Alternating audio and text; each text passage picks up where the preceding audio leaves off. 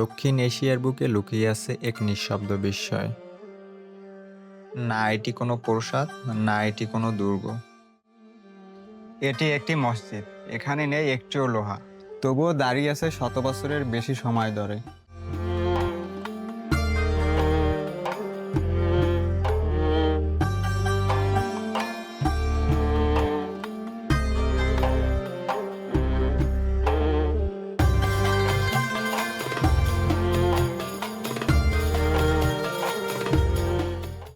আমি আছি পিরোজপুর জেলার মঠবাড়ি উপজেলায় বুড়িচর গ্রামে।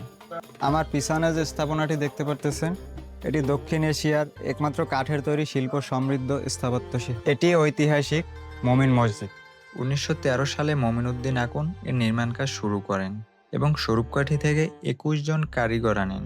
চট্টগ্রাম ও বার্মা থেকে সংগ্রহ করা হয় বার্মা ও সেগুন দুষ্প্রাপ্য লোহা কাঠ। 7 বছর ধরে 1920 সালে শেষ হয় এই অপূর্ব স্থাপত্যকর্ম।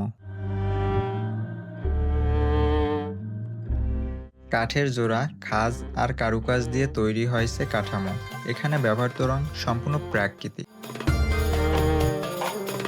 সবচেয়ে অবাক করার বিষয় হলো এই মসজিদে কোনো লোহা ব্যবহার করা হয়নি। কাঠের বেড়ায় জ্যামিতিক নকশা, বরফি আকৃতি, নাস্তালিক চারুলিপি সবই নিখুঁত হাতে খোদাই করা।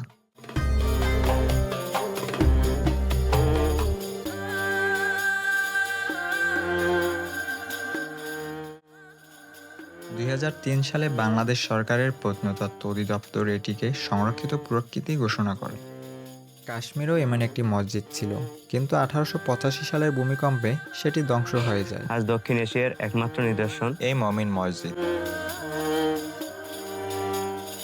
এটি শুধু কাঠের তৈরি একটি স্থাপনা নয়, এটি ইতিহাস, বিশ্বাস আর স্থাপত্যের এক অনন্য দলিল।